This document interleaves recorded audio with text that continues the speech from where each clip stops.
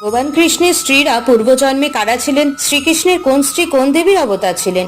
শ্রীকৃষ্ণের প্রধান স্ত্রীরা হলেন আটজন। পুরাণ মতে এই আটজন স্ত্রী হলেন রুক্মিণী, সত্যভামা, জাম্বুবতী, কালিন্দী, মিত্রবৃন্দা, নগ্নজিতি, ভদ্রা ও লক্ষণা।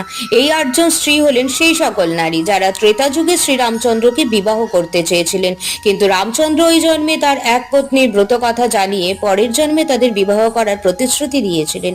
এই আটজন স্ত্রী অষ্টলক্ষ্মীর অবতার।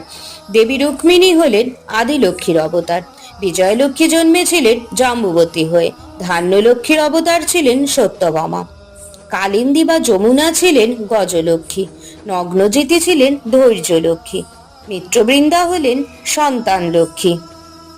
ভদ্রা ছিলেন বিদ্যালক্ষ্মী এবং লক্ষণা হলেন ধনলক্ষ্মী।